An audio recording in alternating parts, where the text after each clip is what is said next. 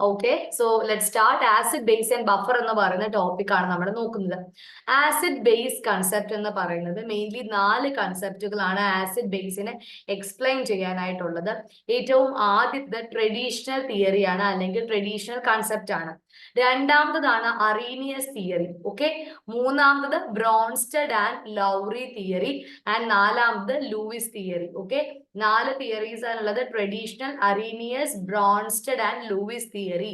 ഏറ്റവും ആദ്യത്തേതാണ് traditional theory അല്ലെങ്കിൽ ട്രഡീഷണൽ കൺസെപ്റ്റ്. എന്താ നമ്മൾ പറഞ്ഞ ട്രഡീഷണൽ കൺസെപ്റ്റിൽ നമ്മൾ പറഞ്ഞ കാര്യം എന്തായിരുന്നു?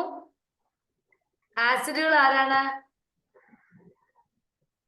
ആസിഡ് ആരാണ്? Substances that convert blue litmus to red. അവരുടെ pH എന്തായിരിക്കും? 7 അല്ലെങ്കിൽ 7നേക്കാൾ കൂടുതലായിരിക്കും. അവർക്ക് സോർ ടേസ്റ്റ് ആയിരിക്കും. അതേപോലെ ബേസുമായിട്ട് റിയാക്ട് ചെയ്ത് കഴിഞ്ഞാൽ സോൾട്ടും വാട്ടറും ഉണ്ടാക്കുന്ന ആൾക്കാരെയാണ് നമ്മൾ ആസിഡ് എന്ന് പറയുന്നത്. ഓക്കെ, കുറവല്ലേ? എന്തോ? ആസിഡ്സിന് pH 7നേക്കാൾ കുറവല്ലേ? ബേസിക്കിന് pH 7നേക്കാൾ കുറവ്, ആസിഡിന് pH 7നേക്കാൾ കൂടുതൽ. അല്ലേ, തിരിച്ചിട്ടല്ലേ? 7 വാല്യൂ കൂടുതൽ, 7നേക്കാൾ കൂടുതൽ, 7 വാല്യൂ കൂടുതലായിരിക്കും. മാർക്കിംഗ് നോക്കൂ, അത് 7 ആയിരിക്കും കൂടുതലായിട്ടുള്ള വാല്യൂ. ആസിഡിന്റെ 7 എന്ന വാല്യൂ ആയിരിക്കും അവിടെ കൂടുതലായിട്ട് ഉണ്ടാവുക. മനസ്സിലായോ? അതായത് ഇപ്പൊ നമ്മൾ കൺവേർട്ട് ചെയ്യുകയാണെങ്കിൽ ഇപ്പൊ ബ്ലൂ ലിറ്റ്മസിനെ റെഡ് ആയിട്ട് കൺവേർട്ട് ചെയ്യുന്ന ആൾക്കാരെ എല്ലാം നമ്മൾ എന്തായിട്ട് കൺസിഡർ ചെയ്യും? ആസിഡ് ആയിട്ട് കൺസിഡർ ചെയ്യും. അതേപോലെ ഇപ്പൊ pH കൺസിഡർ ചെയ്യുവാണെങ്കിൽ ആസിഡിന്റെ വാല്യൂവും 7 എന്നുള്ള ന്യൂട്രൽ വാല്യൂ എടുത്തു കഴിഞ്ഞാൽ 7 ആയിരിക്കും കൂടുതൽ. So next നമ്മൾ ബേസ് ആണ് പറയുന്നത്. Bases are substances that convert red litmus to blue. അപ്പൊ റെഡ് ലിറ്റ്മസിനെ ബ്ലൂ ആക്കി കൺവേർട്ട് ചെയ്യുന്ന ആൾക്കാരെയാണ് നമ്മൾ എന്ത് വിളിക്കുക? ബേസ് എന്ന് വിളിക്കുക. ബേസിന്റെ വാല്യൂ, pH വാല്യൂ എന്ന് പറയുന്നത് 7 ആയിരിക്കും ഏറ്റവും ഹയർ വാല്യൂ. സോ 7നേക്കാൾ കുറവ് വാല്യൂ ഉള്ളവരെയൊക്കെ നമ്മൾ എന്ത് വിളിക്കാം? ബേസ് എന്ന് വിളിക്കാം. ബേസിന് ഒരു ബിറ്റർ ടേസ്റ്റ് ആണുള്ളത്. വാട്ടറുമായിട്ട് റിയാക്ട് ചെയ്തിട്ട് എന്ത് പ്രിപ്പയർ ചെയ്യും? സോൾട്ടും വാട്ടറും ഫോം ചെയ്യും. ഓക്കെ, ആൻഡ് എക്സാമ്പിൾ ഏതാണ്? NaOH. ക്ലിയർ ആണോ? ട്രഡീഷണൽ കൺസെപ്റ്റ് ഇത്രയേ ഉള്ളൂ. നമ്മൾ ബ്ലൂ ലിറ്റ്മസിനെ റെഡ് ആക്കുന്നു, അല്ലെങ്കിൽ റെഡ് ലിറ്റ്മസിനെ ബ്ലൂ ആക്കുന്നു. ഇങ്ങനത്തെ ട്രഡീഷണൽ ആയിട്ടുള്ള ബേസിക് കൺസെപ്റ്റ് പറയുന്നതാണ് ട്രഡീഷണൽ തിയറി. ഓക്കെ, മനസ്സിലായോ? നെക്സ്റ്റ് നമ്മൾ പറയാൻ പോകുന്നത് അറീനിയസ് തിയറിയാണ്. ഓക്കെ, നെക്സ്റ്റ് നമ്മൾ പറയാൻ പോകുന്നത് അറീനിയസ് തിയറിയാണ്. ഇൻ 1884 ആണ് ആദ്യമായിട്ട് അറീനിയസ് തിയറി എന്ന കൺസെപ്റ്റ് നമ്മൾ കൊണ്ടുവരുന്നത്. ഓക്കെ, സോ ഇപ്പം നമ്മൾ ഈ ആസിഡിനെയും ബേസിനെയും ബഫറിനെയും ക്ലാസിഫൈ ചെയ്യേണ്ട ആവശ്യകത എന്താണ്? എന്തിനാ ആസിഡും ബേസും ബഫറും ഒക്കെ നമ്മൾ കണ്ടുപിടിക്കുന്നത്? എന്തിനാ അതിനെ ഫൈൻഡ് ഔട്ട് ചെയ്തിരിക്കുന്നത് നമ്മള്?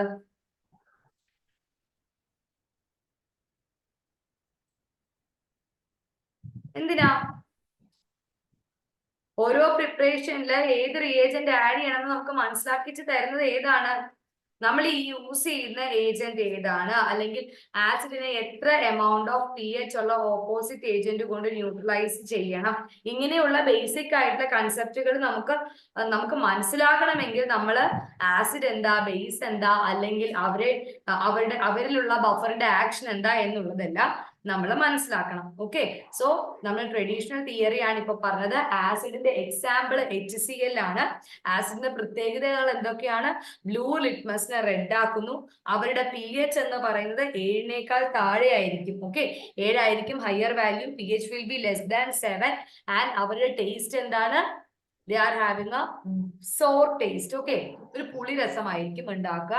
They will react with the bases to form salt and water. Example HCl. ഇനി നമുക്ക് ബേസ് എടുക്കാം. ബേസ് എന്ന് പറയുന്നത് റെഡ് ലിറ്റ്മസ് പേപ്പറിനെ ബ്ലൂ ആക്കുന്ന ആളാണ് ബേസ് എന്ന് പറയുന്നത്. pH will be greater than 7. Okay, and next one, it will react with the base to form salt and water. Taste bitter ആയിരിക്കും. Example NaOH. Okay, നമ്മൾ ഇനി അടുത്ത തിയറി പറയാൻ പോവാണ് കേട്ടോ. അറീനിയസ് തിയറി 1984 അറീനിയസ് തിയറി ആദ്യമായിട്ട് സ്വാൻകെ അറീനിയസ് തിയറി സ്റ്റേറ്റ് ചെയ്തത്. Okay, ഒരു 1987 ഒക്കെയാണ് അരീനിയസ് തിയറി എന്ന കൺസെപ്റ്റ് വന്നത്. ഓക്കെ, 1887. ഓക്കെ, സോ ഈ തിയറിയുടെ പ്രത്യേകത, it is also called as Arrhenius theory of ionisation അല്ലെങ്കിൽ ഇലക്ട്രോൺ ഡിസോസിയേഷൻ തിയറി എന്നും അറിയപ്പെടും. ഓക്കെ, എന്തൊക്കെ അറിയും?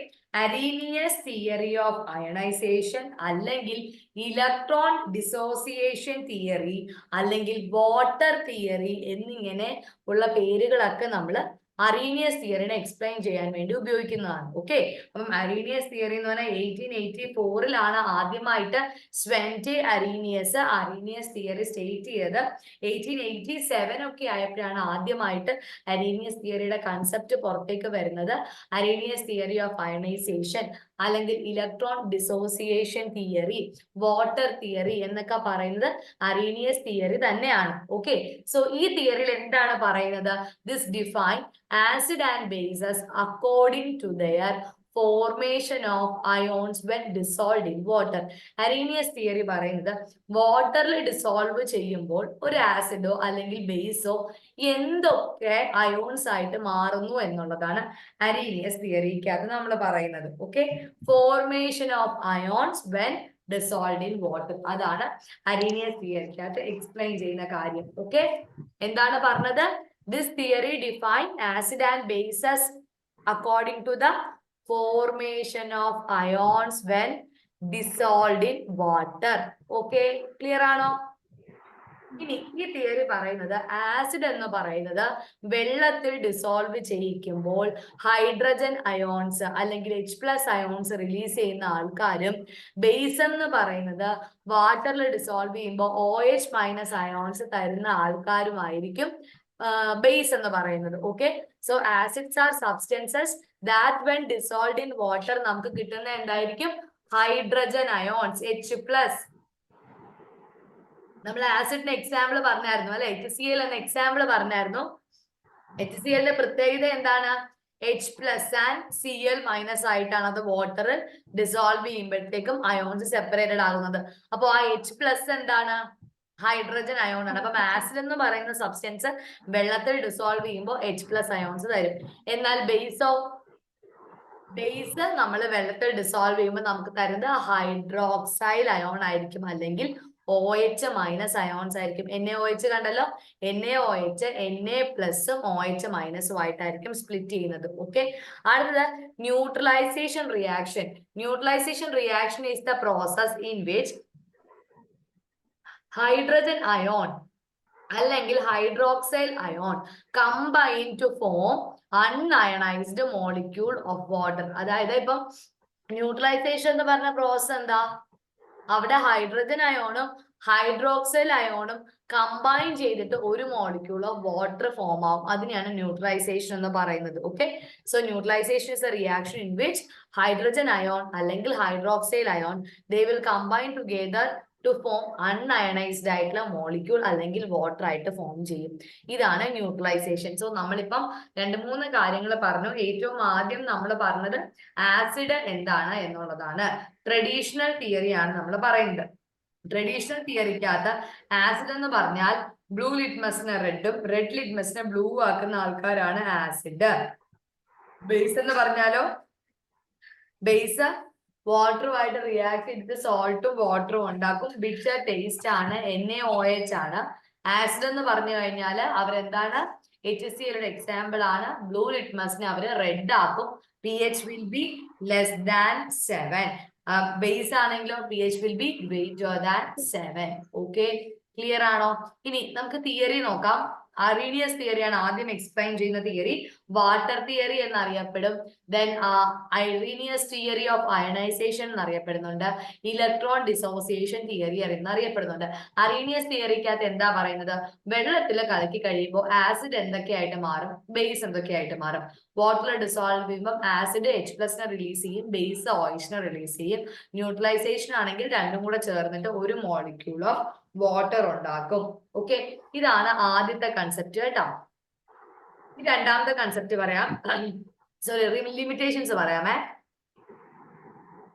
The definition of acid and base are only in terms of aqueous solution and not in terms of substance. അതായത് ആദ്യത്തെ ഒരു അപാകത പറയുന്നത് നമ്മൾ ഇതിനെ വെള്ളത്തിൽ കലക്കുമ്പോൾ അക്വസ് സൊല്യൂഷനിലുള്ള ഒരു സബ്സ്റ്റൻസിനെ പറ്റി മാത്രമേ സംസാരിക്കുന്നുള്ളൂ അല്ലെ. ഒരു അക്വസ് ആയിട്ടുള്ള മീഡിയത്തിലുള്ള സബ്സ്റ്റൻസിന്റെ ക്യാരക്ടർ മാത്രമേ അറിയാൻ പറ്റുന്നുള്ളൂ. അത് ഒരു പോരായ്മയാണ്. രണ്ടാമത്, the theory is not able to explain acidic and basic properties of substances in non-aqueous solvents. Water അല്ലാതെ വേറെ ഏതെങ്കിലും ഒരു സോൾവെന്റ് യൂസ് ചെയ്ത് കഴിഞ്ഞാൽ ഇതിന്റെ ആസിഡിക് പ്രോപ്പർട്ടി എന്താകും, ബേസിക് പ്രോപ്പർട്ടി എന്താകും എന്നുള്ളതിനെ പറ്റിയിട്ട് നമുക്ക് ഗ്രാഹ്യമില്ല. Then the neutralization of acid and base in substance of solvent could not be explained. ഇപ്പൊ പറഞ്ഞ അതേ കാര്യം ഒരു സോൾവെന്റ്, വാട്ടർ അല്ലാത്ത ഒരു സോൾവെന്റിലുള്ള ന്യൂട്രലൈസേഷനെ പറ്റിയിട്ട് നമുക്ക് എക്സ്പ്ലെയിൻ ചെയ്ത് മനസ്സിലാക്കാൻ സാധിക്കുന്നില്ല. And the basic substance which do not contain hydroxide ions could not be explained by theory. ഇനി ഹൈഡ്രോക്സൈഡ് അയോൺസ് റിലീസ് ചെയ്യാത്ത ബേസിക് സബ്സ്റ്റൻസിനെയും നമുക്ക് എന്ത് ചെയ്യാൻ പറ്റില്ല, അറീനിയസ് തിയറി ഉപയോഗിച്ച് എക്സ്പ്ലെയിൻ ചെയ്യാൻ പറ്റില്ല. ഇനി it cannot explain the acidic character of certain substances അല്ലെങ്കിൽ salt such as AlCl3 in aqueous solution. AlCl3 പോലെയുള്ള കോമ്പൗണ്ടുകളുടെ ഒരു അസിഡിക് ക്യാരക്ടറിനെ പറ്റിയിട്ട് നമുക്ക് എന്ത് ചെയ്യാൻ പറ്റില്ല, നമുക്കൊരു ഐഡിയ കിട്ടില്ല. അപ്പൊ കുറെ ലിമിറ്റേഷൻസ് ഉണ്ടെങ്കിലും വാട്ടറിൽ ഡിസോൾവ് ചെയ്യുമ്പോൾ എന്താണ് അയോണിന്റെ നേച്ചർ എന്നുള്ളത് വെച്ചിട്ടാണ് അരീനിയസ് തിയറി നമ്മൾ പറയുന്നത്. അടുത്ത തിയറി നമ്മൾ പറയാൻ പോകുന്നത് ബ്രോൺസ്റ്റഡ് ആൻഡ് ലൗറി തിയറി. ഏതാണ്? ബ്രോൺസ്റ്റഡ് ആൻഡ് ലൗറി തിയറി 1923 ഇത് ഫസ്റ്റ് ഇൻട്രൊഡ്യൂസ് ചെയ്യുന്നത്. ഡേറ്റ് ഇമ്പോർട്ടന്റ് ആണ്. അരീനിയസ് തിയറിയുടെ വർഷം എന്ന് പറഞ്ഞാൽ അരീനിയസ് തിയറിയുടെ ഇയർ ഏതായിരുന്നു? 1884 1887 തിയറി ആദ്യമായിട്ട് പ്രാക്ടിക്കലി വന്നത്. ബ്രോൺസ്റ്റഡ് ലൗറി തിയറി എന്ന് പറഞ്ഞാൽ 1923 ബ്രോൺസ്റ്റഡ് ലൗറി തിയറി പറയുന്നത് ആസിഡ് എന്ന് പറയുന്നത് ഒരു പ്രോട്ടോൺ ഡോണർ ആയിട്ടും ബേസ് എന്ന് പറയുന്നത് ഒരു പ്രോട്ടോൺ അക്സെപ്റ്റർ ആയിട്ടാണ് പറയുന്നത്. ഇതൊരു ബേസിക് ഐഡിയ ആയിട്ട് മനസ്സിലാക്കാം. ബ്രോൺസ്റ്റഡ് ലൗറി തിയറി 1923 ഇൻട്രൊഡ്യൂസ് ചെയ്തത് ഡാനിഷ് കെമിസ്റ്റ് ആയിട്ടുള്ള ജോണസ് നിക്കോളസ് ബ്രോൺസ്റ്റഡ് എന്ന് പറയുന്നത്, പുള്ളിയുടെ പേരിൽ നിന്നാണ് ഈ പർട്ടിക്കുലർ തിയറിക്ക് ബ്രോൺസ്റ്റഡ് ആൻഡ് ലൗറി തിയറി എന്ന് വന്നത്. സോ ഡാനിഷ് കെമിസ്റ്റ് ആയിട്ടുള്ള ജോവന്ന നിക്കോളസ് ബ്രോൺസ്റ്റഡും ഇംഗ്ലീഷ് കെമിസ്റ്റ് ആയിട്ടുള്ള തോമസ് മാർട്ടിൻ ലൗറിയും ഒരുമിച്ച് ചേർന്ന് പ്രപ്പോസ് ചെയ്ത തിയറിയാണ് ബ്രോൺസ്റ്റഡ് ആൻഡ് ലൗറി തിയറി അല്ലെങ്കിൽ പ്രോട്ടോൺ ഡോണർ കൺസെപ്റ്റ്. ഓക്കെ, ഈ തിയറി അനുസരിച്ച് ആസിഡ് എന്ന് പറയുന്നത് these are substance which donate proton. പ്രോട്ടോണിനെ കൊടുക്കുന്ന ആൾക്കാരെയാണ് നമ്മൾ എന്ത് ചെയ്യുക, ആസിഡ് എന്ന് പറയുക. ബേസ് എന്ന് പറഞ്ഞു കഴിഞ്ഞാൽ പ്രോട്ടോണിനെ അക്സെപ്റ്റ് ചെയ്യുന്ന ആൾക്കാരെയാണ് പറയുക. ഓക്കെ, മനസ്സിലായോ? അതായത് ഇപ്പൊ HCl എടുക്കുകയാണ്. HCl സ്പ്ലിറ്റ് ആവുന്നത് എങ്ങനെയാ? H+ഉം Cl- ആയിട്ടല്ലേ സ്പ്ലിറ്റ് ചെയ്യാം. അപ്പം അവിടെ ആസിഡ് ആയതുകൊണ്ട് തന്നെ അതെന്ത് ചെയ്യാം, H+ പ്രോട്ടോണിനെ ഡൊണേറ്റ് ചെയ്യാണ്. CH3COOH അതൊരു ബേസിക് നേച്ചറാ. സോ അതെന്ത് ചെയ്യും, ഒരു ആസിഡ് പറഞ്ഞ CH3COOH HCl ഇവരൊക്കെ റിലീസ് ചെയ്യുന്നത് എന്താണ്, H+ അല്ലെങ്കിൽ പ്രോട്ടോൺ ഡോണർ ആണ് റിലീസ് ചെയ്യുന്നത്. Okay, next one is base. Base എന്ന് പറഞ്ഞു കഴിഞ്ഞാൽ എന്താ, വാട്ടർ ഫോം ചെയ്യാൻ പറ്റുന്ന ആൾക്കാരെയാണ് അല്ലെങ്കിൽ പ്രോട്ടോണിനെ അക്സെപ്റ്റ് ചെയ്യാൻ പറ്റുന്ന ആൾക്കാരെയാണ് നമ്മൾ എന്ത് ചെയ്യുക, ബേസ് എന്ന് വിളിക്കുക. H+നെ അക്സെപ്റ്റ് ചെയ്യാൻ പറ്റുന്ന ആൾക്കാരെയാണ് നമ്മൾ ബേസ് എന്ന് വിളിക്കുക. ഓക്കെ, സോ മേലെ നോക്കിയേ, H++A-. എന്താണ്, പ്രോട്ടോൺ. സോ അതൊരു ആസിഡിന്റെ ഒരു ക്ലൂ ആണ്. HCl എന്ന് പറയുന്നതിന്റെ അകത്ത് H+ റിലീസ് ചെയ്യുന്നു, Cl- കോൺജുഗേറ്റ് ബേസ് ആയിട്ടിരിക്കുന്നു. ഏതൊരു ആസിഡ് ആണെങ്കിലും ബ്രോൺസ്റ്റഡ് ലൗറി തിയറി അനുസരിച്ച് പറയുന്നത് ആസിഡ് എന്ന് പറയുന്ന സബ്സ്റ്റൻസിനെ വിട്ടുകൊടുക്കാനും ബേസ് എന്ന് പറയുന്ന ആൾക്ക് അക്സെപ്റ്റ് ചെയ്യുവാനുള്ള കപ്പാസിറ്റി ഉണ്ടെന്നാണ് പറയുന്നത്. താഴെ എക്സാമ്പിൾ കണ്ടോ, ഇങ്ങോട്ട് H+നെ സ്വീകരിക്കുന്ന ആൾക്കാരെ നമ്മൾ ബേസ് എന്നും പറയും. Okay, so water is having a dual character because it can accept a proton or donate. Okay, so water എന്ന് പറയുന്നത് രണ്ട് ക്യാരക്ടറും കാണിക്കാറുണ്ട്. പ്രോട്ടോൺസിനെ അക്സെപ്റ്റും ചെയ്യും, ഡൊണേറ്റും ചെയ്യും. So an acid can exhibit it acidic property in the presence of base. So ഒരു ആസിഡിന് ഒരു ബേസിന്റെ പ്രസൻസിലാണ് അതിന്റെ properties ഒക്കെ കാണാൻ പറ്റുക. Okay, so HA is acid and B is basic. HB എന്ന് പറയുന്നത് ഒരു കോൺജുഗേറ്റഡ് ആസിഡ് ആണ്. A മൈനസ് എന്ന് പറയുന്നത് ഒരു കോൺജുഗേറ്റഡ് ബേസ് ആണ്. So in this reaction HCl is a proton donor yielding hydronium ion and chloride ion in water. So it is a reversible reaction and chloride ion accept proton and form what? And form HCl. അപ്പം നമ്മള് HCl ഒരു proton donor ആണെന്ന് മനസ്സിലാക്കുന്നു. നമ്മുടെ റിയാക്ഷനിൽ chlorine എന്താണ്? Base ആണ്. അതെന്ത് ചെയ്യും? പ്രോട്ടോണിനെ ആക്സെപ്റ്റ് ചെയ്യും. ഓക്കെ, ഇനി അടുത്ത സെന്റൻസ് നോക്കിക്കേ. When any substance which can donate as well as accept proton, അതിനെയാണ് നമ്മൾ ആംഫോടെറിക് അല്ലെങ്കിൽ ആംഫിപ്രോട്ടിക് എന്നൊക്കെ പറയുന്നത്. എന്താണ്?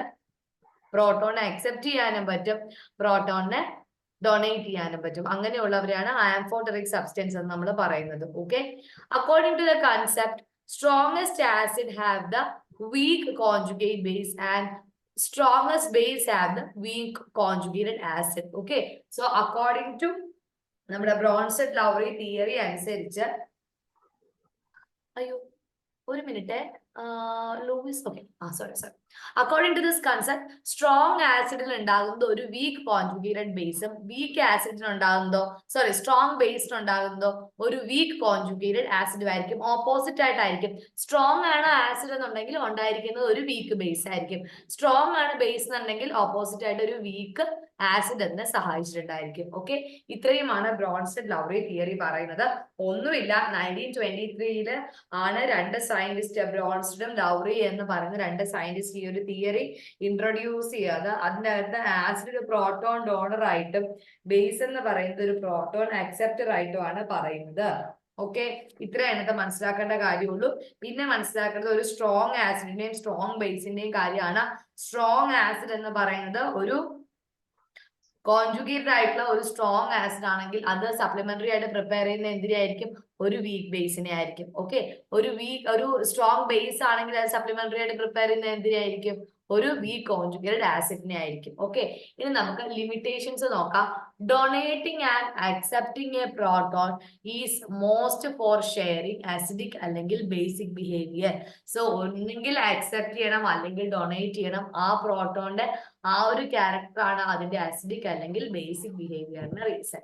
So it does not explain acid base reaction taking place in protonic solvent like AlCl3, BrF3, POCl3 which no transfer of proton takes place. കാരണം ഇപ്പം bromine, chlorine അങ്ങനെ halogens non പ്രോട്ടണറി ആയിട്ടുള്ള സോൾവെന്റ്സിൽ വരുന്ന ഒരു റിയാക്ഷൻ എങ്ങനെ സംഭവിക്കുന്നു എന്നുള്ളത് നമുക്ക് എക്സ്പ്ലെയിൻ ചെയ്യാൻ സാധിച്ചിട്ടില്ല. നെക്സ്റ്റ് നമ്മൾ പറയാൻ പോകുന്നത് ലൂയിസ് തിയറി ആണ്. 1923 തന്നെയാണ് ലൂയിസ് തിയറിയും ഇൻട്രൊഡ്യൂസ് ചെയ്ത്. ഇലക്ട്രോൺ ഡോണർ അക്സെപ്റ്റർ സിസ്റ്റം എന്നാണ് ലൂയിസ് കൺസെപ്റ്റിന്റെ വേറൊരു പേര്. എന്താണ്? Electron donor acceptor system. GN Lewis ആണ് ഈ തിയറി പറഞ്ഞത്. ഇവിടെ എന്ന് പറഞ്ഞാൽ നിങ്ങൾക്ക് ഒരു ക്ലൂ പറഞ്ഞുതരാം. Lewis theory starts with L and നമ്മൾ പറയാൻ പോകുന്ന കൺസെപ്റ്റിലും L വെച്ചിട്ടുള്ള ഒരു ടേം ഉണ്ട്. അതായത് acids are molecules that accept a lone pair of electrons and base are substance that will donate a lone pair of electrons. നേരത്തെ പറഞ്ഞതിന്റെ നേരെ ഓപ്പോസിറ്റ് ആയിട്ടുള്ള കാര്യമാണ്. Acids are substances that accept electrons and base are substance that donate electrons. So acid lone pair of ഇലക്ട്രോണിനെ accept ചെയ്യുന്നു.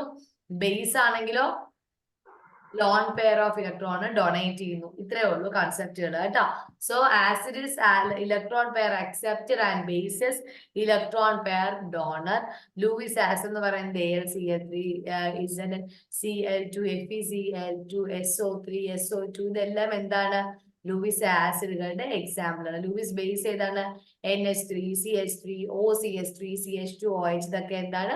Luis ബേസുകളാണ്. Okay, and relative strength of acid and base cannot be explained by this method. നമുക്ക് basically ഒരു ആസിഡിന്റെയും ബേസിന്റെയും ഒരു സ്ട്രെങ്തിനെ പറ്റിയിട്ടൊന്നും പറയാൻ പറ്റില്ല. And simple formation of coordination bond. Okay, ഒരു കോർഡിനേറ്റ് അവരുടെ ഇടയ്ക്ക് ഫോം ചെയ്യും. അതിനെപ്പറ്റി നമ്മളൊന്ന് മനസ്സിലാക്കിയിരിക്കണം. ഓക്കെ, സോ നമ്മളിപ്പോ പറഞ്ഞ കൺസെപ്റ്റ് ഞാൻ ചോദിക്കാം. എല്ലാരും ഒന്നേന്ന് പറഞ്ഞേ. ആരൊക്കെയാ ഉള്ളത്? ഫസ്റ്റ് വൺ ട്രഡീഷണൽ കൺസെപ്റ്റ് എന്ന് പറഞ്ഞേ. ഭാഗ്യ ട്രഡീഷണൽ കൺസെപ്റ്റ് പറഞ്ഞേ. ഭാഗ്യ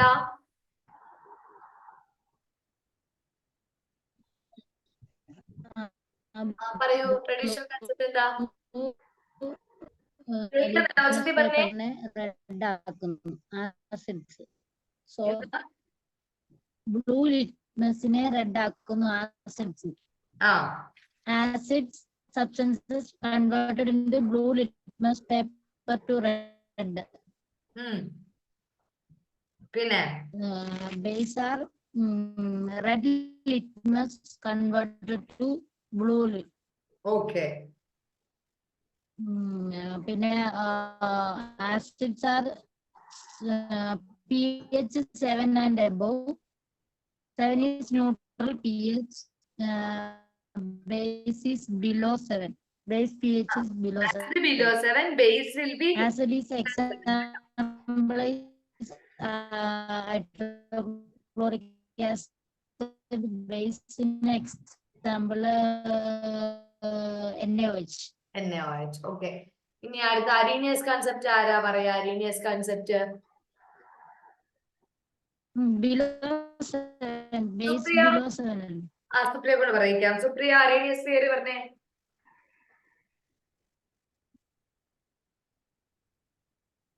കൺസെപ്റ്റ് മാത്രം പറഞ്ഞാൽ മതിയേ.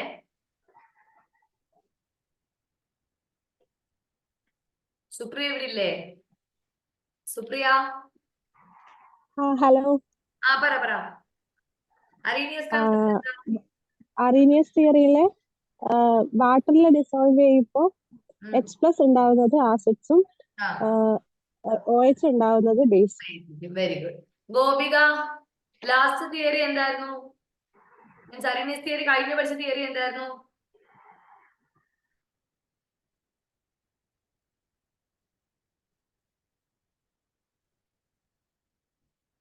ബ്രോൺസ്റ്റഡ്-ലൗറി തിയറി അല്ലെ? Bronsted Lowry theory and last one Lewis concept. ഇത്രയാണ് നമ്മൾ ഇന്ന് ഫസ്റ്റ് പാർട്ടിലെ ആസിഡ് ബേസ് ബഫറിനെ പറ്റി എക്സ്പ്ലെയിൻ ചെയ്യുന്ന ആദ്യത്തെ പോർഷൻ. ഓക്കെ, ഇനി നമ്മൾ പറയാൻ പോകുന്ന ഒരു ഏരിയ ആണ്.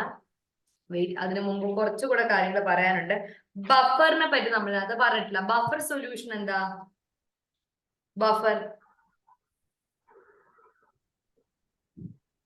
buffers are solution that are able to resist the change in pH value. അതായത് pH ന്റെ ചേഞ്ചിനെ റെസിസ്റ്റ് ചെയ്യുന്ന ആൾക്കാരെയാണ് നമ്മൾ എന്തെന്ന് പറയാ? ബഫർ എന്ന് പറയാ. And it is A mixture of weak acid and it's salt. Okay, അതിനാണ് നമ്മൾ അസിഡിക് ബഫർ എന്ന് പറയുക. വീക്ക് ബേസും അതിന്റെ സോൾട്ടും ആണ് ബേസിക് ബഫർ എന്ന് പറയുക. ആൻഡ് pH നെ കാൽക്കുലേറ്റ് ചെയ്യാൻ വേണ്ടിയിട്ട്, ഒരു ബഫർ സൊല്യൂഷന് pH കാൽക്കുലേറ്റ് ചെയ്യാൻ വേണ്ടിയിട്ട് നമ്മൾ ഉപയോഗിക്കുന്ന ഇക്വേഷൻ ആണ് ഹെൻഡർസൺ ഇക്വേഷൻ. എന്താണ്? Henderson equation. So to calculate pH of a buffer solution നമ്മൾ ഉപയോഗിക്കുന്നത് ഹെൻഡർസൺ ഇക്വേഷൻ ആണ് കേട്ടോ. സോ നമുക്ക് ഇനി അടുത്ത ഒരു ഇമ്പോർട്ടന്റ് ആയിട്ടുള്ള ഇനോർഗാനിക് കോമ്പൗണ്ടിലേക്ക് പോവാം. That is boric acid. Okay, അടുത്ത നമ്മൾ പറയാൻ പോകുന്നത് ബോറിക് ആസിഡിനെ പറ്റിയിട്ടാണ്. ഓക്കെ, സിനോണിമുകൾ അറിയണം, ഫോർമുല അറിയണം, പ്രോപ്പർട്ടീസ് അറിയണം കേട്ടോ. So first one orthoboric acid അല്ലെങ്കിൽ അസീഡം ബോറിക്കം, ബൊറാസിക് ആസിഡ് എന്നൊക്കെ അറിയപ്പെടുന്നത് ആരെയാണ്? Boric acid. ഓക്കെ, ബോറിക് ആസിഡിന്റെ ഫോർമുല എന്താണ്? H3BO3. അതാണ് മോളിക്കുലർ ഫോർമുല.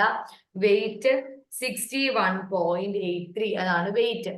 അടുത്ത ഫിസിക്കൽ പ്രോപ്പർട്ടി പറയാം. അവര് മിനറൽ സാസോലൈറ്റ് ആയിട്ടാണ് എക്സിസ്റ്റ് ചെയ്യുക. Okay, they exist as mineral sassolite. ഇനി അതിന്റെ പ്രത്യേകതകൾ എന്തൊക്കെയാണ്? കളർലെസ് ആണ്, ഓർഡർലെസ് ആണ്, ട്രാൻസ്പെറന്റ് പ്ലേറ്റ് ആണ്, ക്രിസ്റ്റൽസ് അല്ലെങ്കിൽ വൈറ്റ് ഗ്രാന്യൂൾ അല്ലെങ്കിൽ powder. Okay, and it is greasy to touch. Boric acid തൊടുമ്പോൾ നമുക്കൊരു താറിലൊക്കെ തൊടുന്ന പോലെ ഒരു ഫീലിംഗ് ഉണ്ടാവും. ഓക്കെ, സോലിബിലിറ്റി ഓഫ് വാട്ടറിലും എത്തനോളിലും ഗ്ലിസറിനിലും ഇത് ഡിസോൾവ് ചെയ്യാൻ പറ്റാറുണ്ട്. ഓക്കെ, സോ എന്തൊക്കെ പറഞ്ഞു? ഓർത്തോബോറിക് ആസിഡ്, ബൊറാസിക് ആസിഡ്, ഐസിഡിയം ബോറിക്കം എന്നൊക്കെ പറയുന്നത് ബോറിക് ആസിഡ് ആണ്. Molecular formula H3BO3, molecular weight 61.83. So physical property എന്തൊക്കെയാണ്? It occurs as natural minerals sassolite ആയിട്ടായിരിക്കും എക്സിസ്റ്റ് ചെയ്യുക. ദെൻ കളർലെസ്, ഓർഡർലെസ്, ടേസ്റ്റ്ലെസ്, അങ്ങനെയാണ്. ഗ്രീസി ആണ് നേച്ചർ. വാട്ടർ, മെഥനോളും ഗ്ലിസറിനും സോല്യൂബിൾ ആണ്. Okay. So next one, method of preparation. നമുക്ക് എവിടെ നിന്നൊക്കെ പ്രിപ്പയർ ചെയ്യാം? ഒന്ന്, ഞാൻ ആദ്യം നിങ്ങൾക്ക് ഇങ്ങനെ അല്ലാതെ തന്നെ പറഞ്ഞുതരാം. ആദ്യം നമുക്ക് ചെയ്യാൻ പറ്റുന്നത് ബൊറാക്സിനെ എടുക്കുക, ബൊറാക്സിനെ സൾഫ്യൂരിക് ആസിഡുമായിട്ട് ട്രീറ്റ് ചെയ്യുക. അപ്പോൾ നമുക്ക് ബോറിക് ആസിഡ് കിട്ടും. ആ കിട്ടുന്ന ബോറിക് ആസിഡ് നമ്മൾ ഫിൽട്ടർ ചെയ്തെടുക്കാം. അതൊരു മെത്തേഡ്. ഓക്കെ. രണ്ടാമത്തെ മെത്തേഡ് എന്ന് പറയുന്നത് ഫ്രം കൊളിമാനൈറ്റ്. കൊളിമാനൈറ്റ് എന്ന് പറഞ്ഞാൽ അത് ഉൽപാദനം നടത്തുന്ന അല്ലെങ്കിൽ ബോറിക് ആസിഡിന്റെ പ്രസൻസ് ഉള്ള ഒരു ഏജന്റ് ആണ് കൊളിമാനൈറ്റ്. സോ കൊളിമാനൈറ്റ് എന്ന് പറയുന്നത് നമ്മൾ എന്ത് ചെയ്യും? സൾഫ്യൂരിക് ആസിഡിന്റെ പ്രസൻസിൽ കൊളിമൈനെ നമ്മൾ വാട്ടറിൽ സസ്പെൻഡ് ചെയ്തിരുന്നു. അതിനുശേഷം ഈ ക്രിസ്റ്റൽസിനെ നമ്മൾ എന്ത് ചെയ്യും? കൂൾ ചെയ്തിട്ട് നമ്മൾ ആ ക്രിസ്റ്റൽസിനെ സെപ്പറേറ്റ് ചെയ്യും. ഓക്കെ, അതാണ് കൊളിമാനൈറ്റ്. അടുത്തത് by decomposition of borax. Borax in decomposition. Okay. So a mixture of concentrated sulfuric acid and water is added to hot aqueous solution of borax. So borax plus sulfuric acid ആണ് നമുക്ക് എന്ത് കിട്ടുക? Hot aqueous solution of boric acid. Okay. Clear ആയോ? Hot solution is cooled and the crystals of boric acid filter. നമ്മൾ എന്തെടുക്കുവാണെങ്കിലും cool ചെയ്തിട്ടായിരിക്കണം filtrate നമ്മൾ എടുക്കേണ്ടത്. ഇനി കെമിക്കൽ പ്രോപ്പർട്ടീസ് പറയാം. സ്ലൈറ്റ്ലി റെഡ് കളറാണ്. ലിറ്റ്മസിൽ വെച്ചിട്ട് നമ്മൾ ട്രീറ്റ് ചെയ്യുമ്പോൾ അതിന് റെഡ് കളർ കാണാറുണ്ട്. ടർമറിക് പേപ്പറിൽ ബോറിക് ആസിഡിന്റെ റിയാക്ഷൻ ഉണ്ട്. കാരണം ബോറിക് ആസിഡ് എന്തായിട്ട് മാറും? Will turn into brown colour. Okay. Next is reaction with glycerins. Boric acid will react with equimolar equimolar amount of glycerin at 140 to 150 degrees Celsius എന്നിട്ട് ബോറോഗ്ലിസറിൻ glycerate ഉണ്ടാക്കും. ആ മോണോഗ്ലിസറിൻ glycerate നമ്മൾ എന്തായിട്ടാണ് ഉപയോഗിക്കുന്നത്? Suppository base ആയിട്ടാണ് ഉപയോഗിക്കുന്നത്. Okay. And it will act on heating. So ചൂടാക്കും തോറും എന്ത് ചെയ്യും? ഈ പറയുന്ന പ്രോപ്പർട്ടീസ് എല്ലാം കൂടിയിട്ട് നല്ല പെർഫെക്റ്റ് ആയിട്ടുള്ള ബോറിക് ആസിഡ് നമുക്ക് പ്രിപ്പയർ ചെയ്യാനായിട്ട് പറ്റും. Okay. So this is the method from natural sources ഉണ്ട്, from കൊളിമാനൈറ്റ് ഉണ്ട്, by decomposition of borax ഉണ്ട്, അതിന്റെ കെമിക്കൽ പ്രോപ്പർട്ടീസ് നമ്മൾ പറഞ്ഞു. ഓക്കെ. നെക്സ്റ്റ് നമ്മൾ പറയാൻ പോകുന്നത് ബോറിക് ആസിഡ് മെറ്റാബോറിക് ആസിഡ് ആവുന്നു, ദെൻ ടെട്രാബോറിക് ആസിഡ് ആവുന്നു, എന്നിട്ടാണ് boron try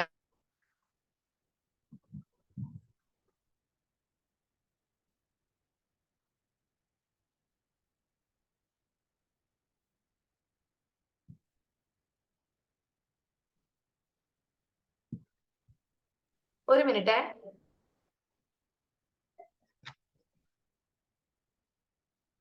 so boric acid metaboric acid ആവുന്നു, മെറ്റാബോറിക് ആസിഡ് ടെട്രാബോറിക് ആസിഡ് ആവുന്നു. ടെട്രാബോറിക് ആസിഡ് ആണ് ബോറോൺ ട്രയോക്സൈഡ് ആയിട്ട് മാറുന്നത്. ഓക്കെ. ഇനി ആരൊക്കെ ആയിട്ടാണ് ഇൻകോമ്പാക്ടിബിലിറ്റി ഉള്ളതെന്നാ പറയുന്നത്? ആൽക്കലൈ കാർബണേറ്റിനോടും ഹൈഡ്രോക്സൈഡുകളോടും ഇതെന്താണ്? ഇൻകോമ്പാക്റ്റബിൾ ആണ്. ഇനി ബോറിക് ആസിഡ് എവിടെയൊക്കെ യൂസ് ചെയ്യാം? സ്കിൻ ലോഷൻസിൽ യൂസ് ചെയ്യാം, ആസ് ലോക്കൽ ആന്റി ഇൻഫെക്റ്റീവ് ആയിട്ട് ഉപയോഗിക്കാം, ആസിഡിക് pH മെഡിക്കാമെന്റിന് അതിനുപയോഗിക്കാം, ബഫർ ഉണ്ടാക്കാനായിട്ട് ഉപയോഗിക്കാം, ഒഫ്താൽമിക് പ്രിപ്പറേഷനിൽ കണ്ണിലൊന്ന് ബാക്ടീരിയ എന്താ ഇൻഫെക്ഷൻസ് ഒന്നും കോസ് ചെയ്യാതിരിക്കാൻ ആന്റി മൈക്രോബിയൽ ഏജന്റ് ആയിട്ട് യൂസ് ചെയ്യാം, ഡസ്റ്റിംഗ് പൗഡറിൽ യൂസ് ചെയ്യാം, പ്രിപ്പറേഷൻ ഓഫ് എമോളിയൻ അല്ലെങ്കിൽ അസെപ്റ്റിക് ആക്ഷന് വേണ്ടിയിട്ട് ഉപയോഗിക്കാം. ഓക്കെ, ക്ലിയർ ആയോ? നെക്സ്റ്റ് അസേ ആണ് പറയുന്നത്. അസേ ആസിഡ് ബേസ് ടൈട്രേഷൻ. സോ നമ്മൾ എന്ത് ചെയ്യണം? 2 gram സാമ്പിൾ എടുക്കുക. നേരത്തെ ന്യൂട്രലൈസ്ഡ് വെച്ചിരിക്കുന്ന സൊല്യൂഷൻ ഓഫ് വാട്ടറിലും ഗ്ലിസറിനും കൂടെ ഇത് എന്ത് ചെയ്യണം? മിക്സ് ചെയ്യുക. മിക്സ് ചെയ്തിട്ട് 1 നോർമൽ NaOH വെച്ചിട്ട് തന്നെ ടൈട്രേറ്റ് ചെയ്യുക. എന്നിട്ട് ഓരോ 1 നോർമൽ NaOHഉം 0.06183 ഓഫ് H3BO3യോട് ഇക്വലന്റ് ആണ് എന്നുള്ളത് മനസ്സിലാക്കുക. സോ അതിന്റെ ഇൻഡിക്കേറ്റർ എന്ന് പറയുന്നത് ഫിനോഫ്താലിൻ ആണ്. കളർ എന്ന് പറയുന്നത് കളർലെസ് ടു പിങ്ക് സൊല്യൂഷൻ ആയിട്ടാണ് മാറുക. Okay, so acid based hydration നമുക്ക് ഇമ്പോർട്ടന്റ് ആയിട്ടുണ്ട്. ഗ്ലിസറിൻ എന്തിനാണ് ആഡ് ചെയ്യുന്നത് എന്നുള്ളൊരു ക്വസ്റ്റ്യൻ വരാം. 2, ഫിനോഫ്താലിൻ ആണോ ഇൻഡിക്കേറ്റർ, അല്ലെങ്കിൽ ഇൻഡിക്കേറ്റർ നമ്മൾ എന്താണ് ഉപയോഗിക്കുന്നത്. പിന്നെ കളർ ചേഞ്ച് എന്തായ കളർലെസ്സിൽ നിന്ന് പിങ്ക് സൊല്യൂഷൻ ആയിട്ടാണ് എന്ത് വരിക, ബോറിക് ആസിഡ് വരിക. ഇനി boric acid is A weak acid. എന്നിട്ട് നമുക്ക് എന്തുകൊണ്ട് നമുക്ക് ഇതിനെ ഇത് ചെയ്യാൻ പറ്റില്ല, ഒരു ആൽക്കലി വെച്ചിട്ട് ആക്യുറേറ്റ് ആയിട്ട് നമുക്ക് ബോറിക് ആസിഡ് ടൈട്രേറ്റ് ചെയ്തെടുക്കാൻ പറ്റില്ല. അപ്പൊ നമ്മൾ എന്ത് ചെയ്യും, ഗ്ലിസറിൻ ആഡ് ചെയ്യും. ഗ്ലിസറിൻ നമുക്ക് ഗ്ലിസറോ ബോറിക് ആസിഡ് ആയിട്ട് കൺവേർഷന് വേണ്ടിയിട്ട് സഹായിക്കും. അപ്പൊ കൃത്യമായിട്ട് എന്ത് ചെയ്യാൻ പറ്റും, നമുക്ക് അതിന്റെ എൻഡ് പോയിന്റ് ഫിനോഫ്താലിൻ യൂസ് ചെയ്ത് ഫൈൻഡ് ഔട്ട് ചെയ്യാൻ പറ്റും. So glycerin is added to increase the acidity of boric acid. Okay, clear ആണല്ലോ. ഞാൻ ഒന്നുകൂടെ പറയാം ബോറിക് ആസിഡിനെ പറ്റി. ഫോർമുല H3BO3 ആണ്. പല പല പേരുകളുണ്ട്. ബോറിക് ആസിഡ് എന്നോ അല്ലെങ്കിൽ ബൊറാസിക് ആസിഡ് എന്നോ എന്ത് വേണമെങ്കിൽ വിളിക്കാം. എവിടെ നിന്നാണ് കിട്ടിയത്, മിനറൽസ് ആസോലേറ്റിൽ നിന്നാണ് കിട്ടിയത്. ഏറ്റവും ഈസി ആയിട്ടുള്ള മെത്തേഡ്, ഒന്നെങ്കിൽ നമുക്ക് അതിന്റെ മറ്റേ അയിരുന്ന് എടുക്കാം. ഇനി അങ്ങനെ അല്ലെങ്കിൽ ബൊറാക്സിനെ H2SO4 വഴി ട്രീറ്റ് ചെയ്യുക. കിട്ടുന്ന ഫിൽറ്ററുകളെ നമ്മൾ എന്ത് ചെയ്യണം, ഫിൽട്രേഷൻ വഴി എടുക്കുക. ഓക്കെ, സോ മനസ്സിലായല്ലോ. ഓർഡർലെസ് ആണ്, കളർലെസ് ആണ്, ബിറ്റർ ടു ഒരു സ്വീറ്റർ ടേസ്റ്റ് ആണ്.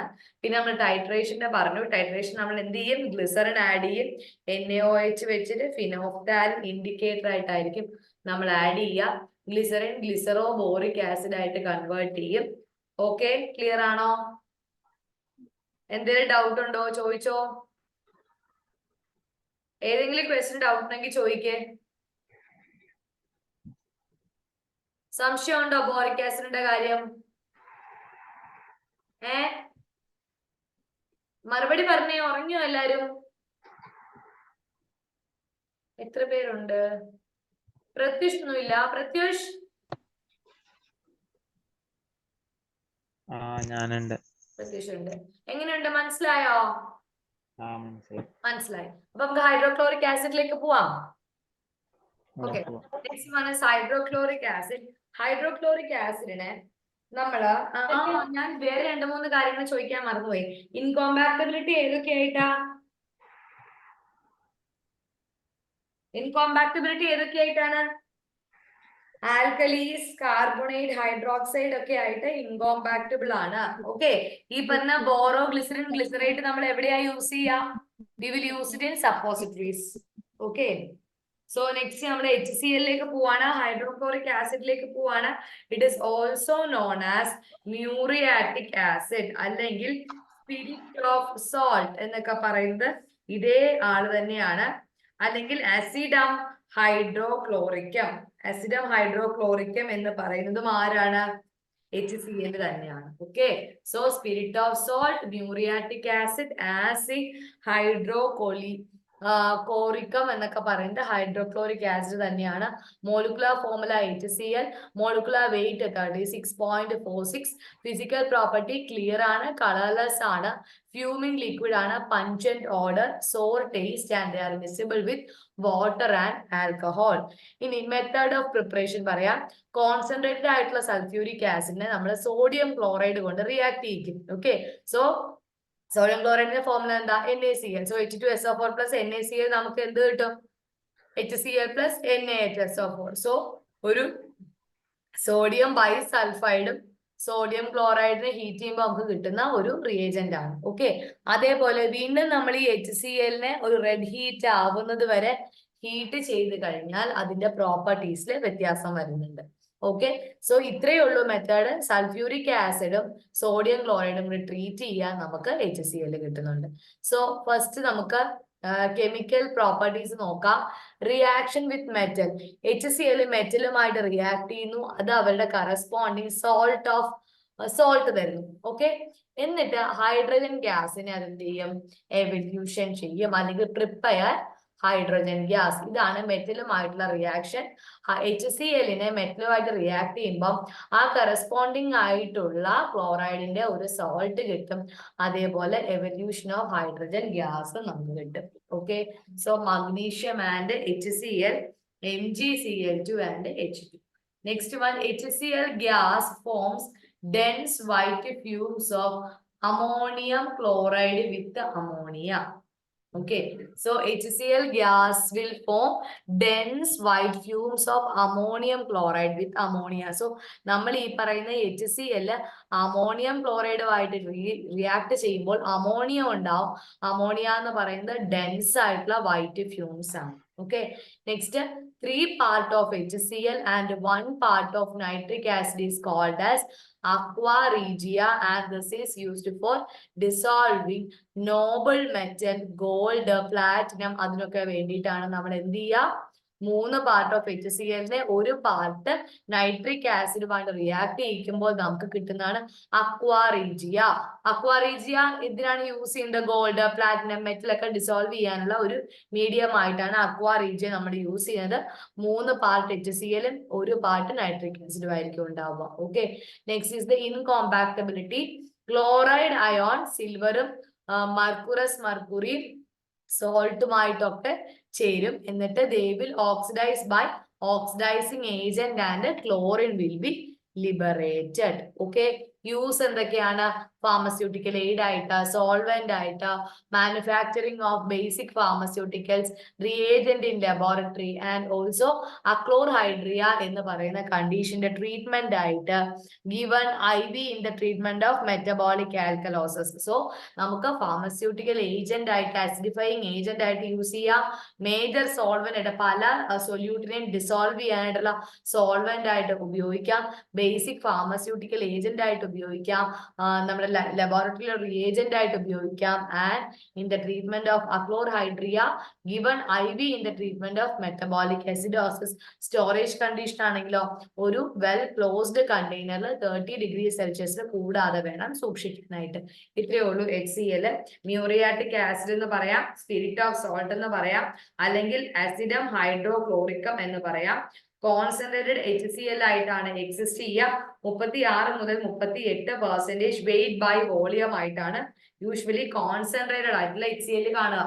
ഓക്കെ, കോൺസെൻട്രേറ്റഡ് HCl പെർസെന്റേജ് എത്രയാണ്? 36 to 38. ഡൈല്യൂട്ട് ആണെങ്കിലോ 10 താഴെ 9.5 to ഒരു 10.5 അത്രയൊക്കെ ഡൈല്യൂട്ട് HCl ഒരു കോൺസെൻട്രേഷൻ വരുള്ളൂ കേട്ടോ. ഇനി സ്മെൽ ഒന്ന് ആലോചിച്ചേ, പഞ്ചന്റ് ഓർഡർ ആണ്. കോൺസെൻട്രേറ്റഡ് HCl എന്ന് പറയുന്നത് ഒരു ഫാർമസ്യൂട്ടിക്കൽ എയ്ഡ് ആയിട്ട് ഉപയോഗിക്കുന്നുണ്ട്. അതേപോലെ തന്നെ നമ്മൾ വേറൊരു ഇമ്പോർട്ടന്റ് യൂസ് പറഞ്ഞതാണ്, മോസ്റ്റ് ഓഫ് ദ മെറ്റൽ അങ്ങനെയുള്ള സാധനങ്ങളെ എല്ലാം ഡിസോൾവ് ചെയ്യാനായിട്ട് അക്വാ റീജിയ എന്ന് പറയുന്ന ഒരു സൊല്യൂഷനും കൂടെ നമുക്ക് അതിൽ നിന്ന് പ്രിപ്പയർ ചെയ്ത് എടുക്കാൻ പറ്റും. ഓക്കെ, സോ നെക്സ്റ്റ് ക്വസ്റ്റ്യനിലേക്ക് പോവാം. Next strong ammonia hydroxide solution. Okay, so strong ammonium hydroxide എന്ന് പറയുന്നത് സിനോണിം എന്തൊക്കെയാണ്? Ammonia solution, ammonium hydroxide, strong ammonium water, liquor ammonia ഫോർട്ടസ്. അതിന്റെ ഫോർമുല എന്താണ്? NH3. മോളിക്കുലർ വെയിറ്റ് എത്രയാണ്? 17.03. Okay, so it is having a clear colorless solution അല്ലേ? Strong ammonium hydroxide solution എന്നാ പറഞ്ഞിരിക്കുന്നത്. Order pungent ആണ്, ക്യാരക്ടറിസ്റ്റിക് ടേസ്റ്റ് ഉണ്ട്, വാട്ടറും ആൽക്കഹോളിക് ആയിട്ടൊക്കെ സോല്യൂബിൾ ആണ്, ആക്വസ് സൊല്യൂഷൻ ആണ്, സ്ട്രോങ് ആൽക്കലൈൻ നേച്ചർ ആണ് സ്ട്രോങ് അമോണിയം ഹൈഡ്രോക്സൈഡ് ഉണ്ടാവുക. ഇനി എങ്ങനെ പ്രിപ്പയർ ചെയ്യാം? അമോണിയം ക്ലോറൈഡിനെ NH4Cl സ്ലേക്കഡ് ലൈം അല്ലെങ്കിൽ കാൽസ്യം ഹൈഡ്രോക്സൈഡുമായിട്ട് എന്ത് ചെയ്യുക? മിക്സ് ചെയ്യുക. അപ്പൊ നമുക്ക് കിട്ടുന്നത് NaOH plus CaCl2. Haber process എന്താണ്? This is called as Haber process, where nitrogen and hydrogen are combined in the presence of catalyst അയണോ അല്ലെങ്കിൽ മോൾവിടത്തിന്റെ ഒക്കെ പ്രസൻസിൽ 450 to 500°C 200 മുതൽ 900 അറ്റ്മോസ്ഫിയറിക് പ്രഷറിലേക്ക് അതിനെ ഹീറ്റ് ചെയ്യുന്നതാണ് Haber process. Okay, so this is called as Haber process. Next is chemical property. Reaction with acid, it forms salt and water. Okay, chemical properties, reaction with the acid to form salt and water. Incompatibility എന്തൊക്കെയാണ്?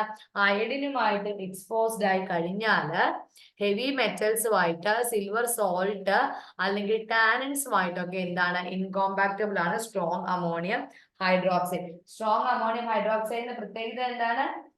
They are having strong alkaline nature. Okay, strong alkaline nature ആണ്. ഇനി നമ്മൾ അയഡിനുമായിട്ടൊക്കെ use ചെയ്യുകയാണെങ്കിൽ explosive character വരെ കാണിക്കും. നമുക്ക് ഒരു റബ്ബർ സ്റ്റോപ്പർ ഇട്ട് ഒരു കൂൾ പ്ലേസിൽ ഒരു ക്ലോസ്ഡ് കണ്ടെയ്നറിൽ സൂക്ഷിച്ചു വെക്കാൻ പറ്റുള്ളൂ. ഓക്കെ, ഇനി 1 മോളാർ HCl കൂടെ ഈ ഒരു പർട്ടിക്കുലർ പ്രിപ്പറേഷനിലേക്ക് ആഡ് ചെയ്തിട്ടാണ് നമ്മൾ ടൈട്രേഷൻ ചെയ്യുന്നത്. സോ നമ്മുടെ കയ്യിലുള്ള സ്ട്രോങ് അമോണിയം ഹൈഡ്രോക്സൈഡിനെ നമ്മളൊരു സ്ട്രോങ് ആയിട്ടുള്ള HCl-ഉമായിട്ട് മിക്സ് ചെയ്തിട്ട് അതിന് നമ്മൾ 1 മോളാർ NaOH-ഉമായിട്ട് ടൈട്രേറ്റ് ചെയ്യും. Okay, and each ml of 1 molar HCl എന്ന് പറയുന്നത് 17.03 mg of NH3-യുമായിട്ട് ഈക്വലന്റ് ആണ്. Okay, indicator is methyl red. Okay, indicator ആണ് മീഥൈൽ റെഡ്. കളർ ചേഞ്ച് എന്ന് പറയുന്നത് റെഡ് ടു യെല്ലോ സൊല്യൂഷൻ ആണ്. Okay, colour change is red to yellow solution. Next one is sodium hydroxide, caustic soda അല്ലെങ്കിൽ soda lime എന്നൊക്കെ പറയുന്നത് sodium hydroxide ആണ്. NaOH ആണ് molecular formula. Molecular weight 40 ആണ്. ഈ ക്വസ്റ്റ്യൻ ഞാൻ കണ്ടിട്ടുണ്ട് കേട്ടോ. മോളിക്കുലർ വെയിറ്റ് NaOH ചോദിച്ചിട്ടുണ്ട്, 40 ആണ് ആൻസർ വരുന്നത്. വൈറ്റ് അമോർഫസ് ആയിട്ടുള്ള പെല്ലറ്റ് ആയിട്ടാണ് നിൽക്കുന്നത്, അല്ലെങ്കിൽ വൈറ്റ് സ്റ്റിക്ക് ആണ്. സ്പെറിക്കൽ പാർട്ടിക്കിൾസ് ആണ്. Then they are bitter in taste. They are having a bitter taste. Sodium ഹൈഡ്രോക്സൈഡിന്റെ ബിറ്റർ ടേസ്റ്റ് ആണ് ഉണ്ടാവുക. ഓക്കെ, ഇനി നമുക്ക് വാട്ടർ സോളിബിൾ ആണെന്ന് അറിയാലോ. സോഡിയം ഹൈഡ്രോക്സൈഡ്, ആൽക്കഹോൾ, ഗ്ലിസറിൻ, അതിലൊക്കെ നമ്മൾ സോളിബിലിറ്റി കൂടുതലാണ്, പക്ഷെ ഡെലിക്വസന്റ് ആയിട്ടുള്ള പ്രിപ്പറേഷൻസ് ആണ്. Okay, then preparation by treating sodium carbonate with lime water. Okay, by treating sodium carbonate with lime water. Chemical properties എന്ന് പറയുന്നത് reaction with HCl. NaOH react with HCl to give sodium chloride and water. Okay, അറിയാലോ, ഒരു base ഒരു ആസിഡുമായി react ചെയ്താൽ സോൾട്ടും വാട്ടറും ഉണ്ടാവും. അതിനകത്ത് prepare ചെയ്യുന്ന സോൾട്ട് ആണ് sodium chloride and water will be produced. Then reaction with the carbon dioxide. So NaOH എന്ത് ചെയ്യും? കാർബൺ ഡയോക്സൈഡിനെ അബ്സോർബ് ചെയ്തിട്ട് സോഡിയം കാർബണേറ്റ് ആയിട്ട് കൺവേർട്ട് ആവും. ഓക്കെ, നെക്സ്റ്റ് അത് കാർബൺ ഡയോക്സൈഡിനെ അബ്സോർബ് ചെയ്തിട്ട് എന്തായിട്ട് മാറുമെന്ന് നമ്മൾ പറഞ്ഞ സോഡിയം കാർബണേറ്റ് ആയിട്ട് മാറും. ഇനി നമുക്ക് എവിടെയൊക്കെ ഉപയോഗിക്കാം? We can use it as an alkalizing agent, disinfectant, soap ഉണ്ടാക്കാൻ, കാൽസ്യം കാർബൺ ഡയോക്സൈഡിനെ അബ്സോർബ് ചെയ്യാൻ ലബോറട്ടറിയിൽ ഏജന്റ് ആയിട്ട് യൂസ് ചെയ്യാം. ദെൻ സോഡിയം ഹൈഡ്രോക്സൈഡും കാൽസ്യം ഓക്സൈഡും ഉൾപ്പെടെ ചേർന്നിട്ട് ലണ്ടൻ പേസ്റ്റ് എന്ന് പറയുന്നത് പ്രിപ്പറേഷൻ ഉണ്ട്. It is mainly used for adjusting the pH of the solution. So London paste pH adjust ചെയ്യാൻ വേണ്ടിയാണ് ഉപയോഗിക്കുന്നത്. ലണ്ടൻ പേസ്റ്റിന്റെ പ്രിപ്പറേഷന്റെ നമുക്ക് ഉപയോഗിക്കാം. അതേപോലെ സോഡ ലൈമ, സോഡിയം ഹൈപ്പോക്ലോറൈഡ് സൊല്യൂഷന്റെ ഒക്കെ മേജർ ഇൻഗ്രീഡിയന്റ് ആണ്. They are usually stored in air tight container. അതാണ് സോഡിയം ഹൈഡ്രോക്സൈഡ്. കോസ്റ്റിക് സോഡ എന്ന വേറൊരു പേരുണ്ട്. പ്രിപ്പറേഷൻ എങ്ങനെയാണ്? Adding calcium hydroxide to hot sodium carbonate solution. അങ്ങനെയും പ്രിപ്പയർ ചെയ്യാം. ഓക്കെ, നെക്സ്റ്റ് ആണ് ബഫറിനെ പറ്റി പറയുന്നത്. ഓൾറെഡി നിങ്ങൾക്ക് ബഫറിനെ പറ്റിയിട്ട് ഒരു ചെറിയ ഐഡിയ ഉണ്ട്. ബഫർ എന്താണ്? ഒരു പ്രിപ്പറേഷന്റെ pHന്റെ ചേഞ്ചിനെ റെസിസ്റ്റ് ചെയ്യാൻ സാധിക്കുന്ന ആൾക്കാരാണ് buffer. Okay, so buffer is a solution that can resist the pH change depending upon the addition of acidic അല്ലെങ്കിൽ ബേസിക് കമ്പൗണ്ട്. നമ്മൾ ആസിഡ് ആഡ് ചെയ്യുന്നു, ബേസ് ആഡ് ചെയ്യുന്നു. ആ ഒരു സമയം അതിനെ തടയാൻ വേണ്ടി, റെസിസ്റ്റ് ചെയ്യാൻ വേണ്ടി നമ്മൾ ഉപയോഗിക്കുന്ന ആരാണ്? Buffer. It can utilize small amount of added acid and base, thus maintaining the pH of the solution relatively stable. കുറച്ച് എമൗണ്ട് ഓഫ് ആസിഡോ അല്ലെങ്കിൽ ബേസോ ഒക്കെ നമുക്ക് ആ സൊല്യൂഷനിലേക്ക് ആഡ് ചെയ്യാം. അത് ഈ ബഫർ റെസിസ്റ്റ് ചെയ്യും. This is important for processes and for reactions which require specific and stable pH ranges. Okay, so ഇതെന്ന് പറയുന്നത് ഒരു ഇമ്പോർട്ടന്റ് ആണ്.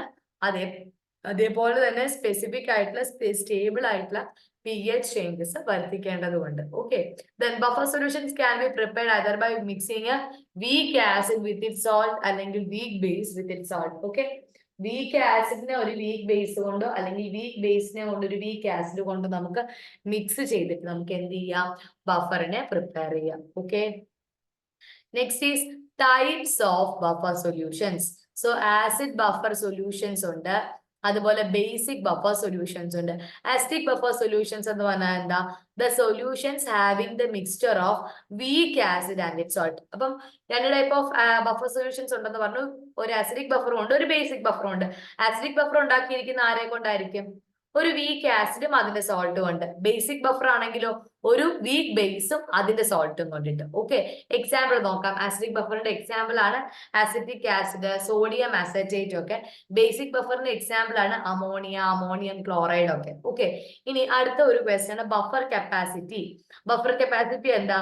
It is defined as the mole of strong acid അല്ലെങ്കിൽ strong base required to change the pH of 1 litre of solution by 1 unit. അതായത് എത്ര mole അല്ലെങ്കിൽ എത്ര unit of ഒരു സ്ട്രോങ് ആസിഡോ സ്ട്രോങ് ബേസോ നമുക്ക് വേണം ടു റെസിസ്റ്റ് ദ pH. അതായത് ഇപ്പം നിങ്ങളുടെ കയ്യിലുള്ളത് ഒരു 10 മോളുള്ള ഒരു എന്താ പറയാ ഒരു പ്രിപ്പറേഷൻ ആണെന്ന് ഇരിക്കട്ടെ.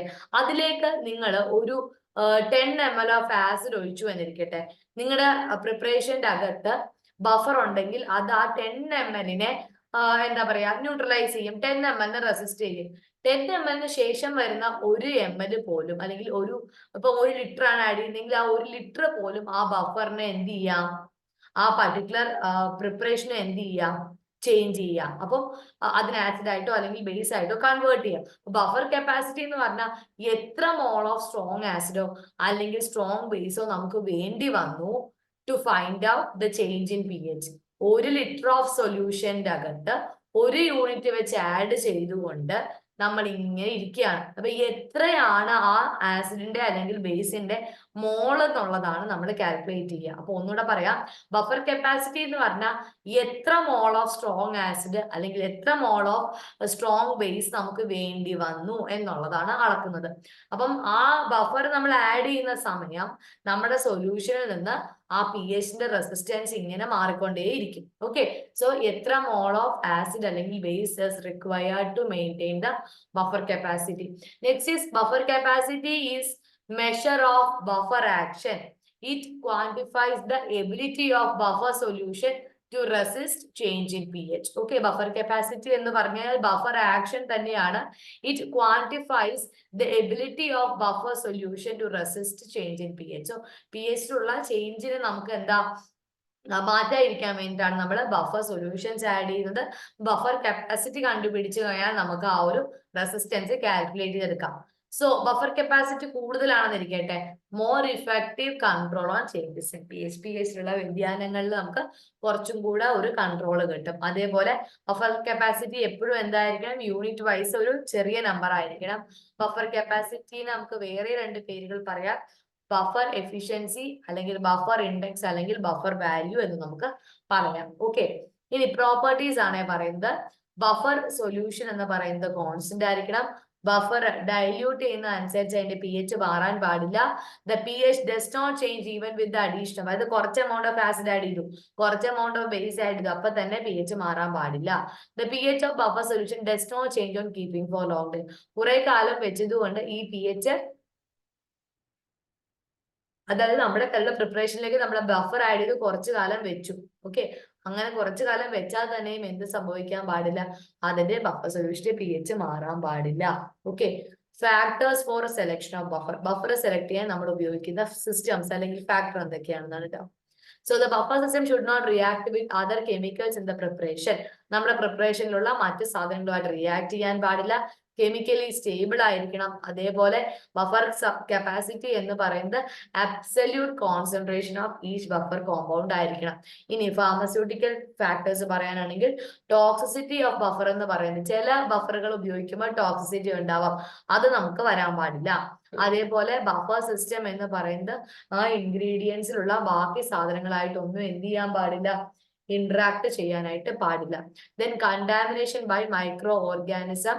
Many buffer systems support the microbial growth as they can serve as nutrient media for mold when the pH is at neutrality. So microorganism കൊണ്ട് contaminated ആവുകയോ അല്ലെങ്കിൽ ഏതെങ്കിലും ഒരു ബഫർ സിസ്റ്റം കൊണ്ട് അവിടെ മൈക്രോബിയൽ ഗ്രോത്ത് വരാനോ പാടില്ല. ഓക്കെ, അപ്പം മെയിൻലി റോൾ ഓഫ് ബഫർ എന്താണ്? To resist the pH.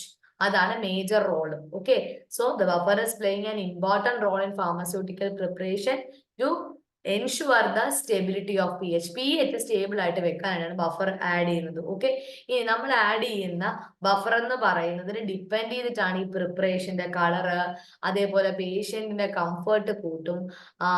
Many preparation citric acid ഒക്കെ നമ്മൾ എന്ത് ചെയ്യും, മിൽക്ക് ഓഫ് മഗ്നീഷ്യ ഒക്കെ സ്റ്റെബിലൈസ് ചെയ്യാൻ വേണ്ടി ഉപയോഗിക്കുന്നതാണ്. Okay, next is official ബവേഴ്സ്.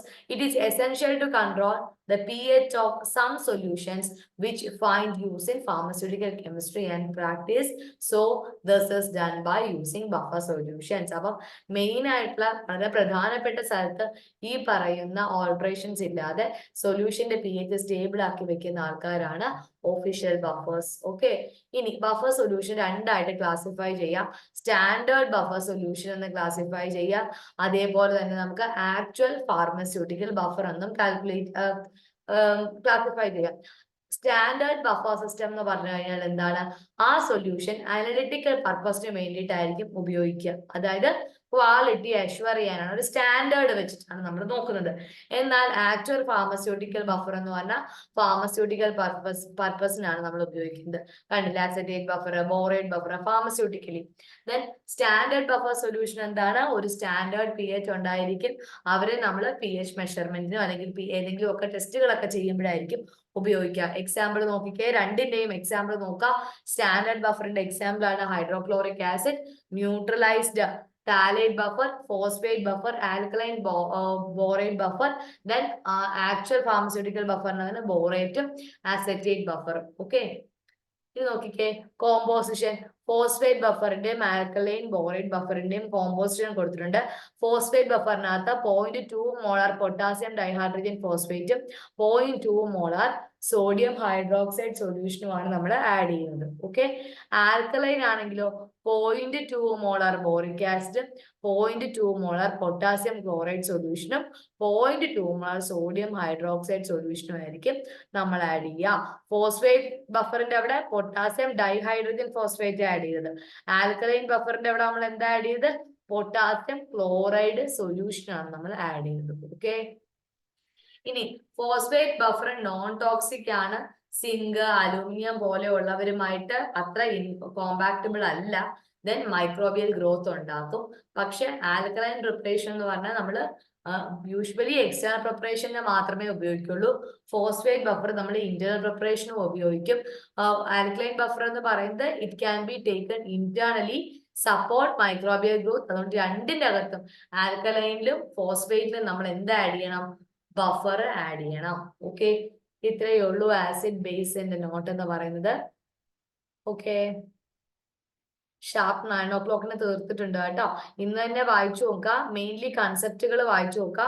ഏതൊക്കെയാണ്, ട്രഡീഷണൽ കൺസെപ്റ്റ് പറഞ്ഞു, അരീനിയസ് കൺസെപ്റ്റ് പറഞ്ഞു, മറ്റേ ലൂയിസ് കൺസെപ്റ്റ് പറഞ്ഞു, ബ്രോൺസൺ ലോവ്ലി കൺസെപ്റ്റ് പറഞ്ഞു. അത് എപ്പോഴും ചോദ്യം കാണുന്ന ഒരു ഏരിയ ആണ്. അതേപോലെ തന്നെ പിന്നീട് നമ്മൾ കണ്ടത് ഏതാണ്, ഓരോ agent, boric acid, then ammonium chloride, ammonium hydroxide, അങ്ങനെയുള്ള നമ്മുടെ സിലബസിൽ പറഞ്ഞിട്ടുള്ള 4 സാധനങ്ങൾ. ഒഫീഷ്യൽ ബഫേഴ്സ് എന്താണ്, സോഡിയം ഹൈഡ്രോക്സൈഡ് എന്താണ്, സ്ട്രോങ് അമോണിയം ഹൈഡ്രോക്സൈഡ് എന്താണ്, ബോറിക് ആസിഡ് എന്താണ്, ഹൈഡ്രോക്ലോറിക് ആസിഡ് എന്താണ്. ഇത്രയുമായിരുന്നു ആസിഡ് ബേസ് ആൻഡ് ബഫറിൽ ഉണ്ടായിരുന്നത്. ഫാർമസ്യൂട്ടിക്കൽ കെമിസ്ട്രി 1ന്റെ അവിടെ നിന്നാണ് കേട്ടോ നമ്മൾ എടുത്തത്. Okay, thank you.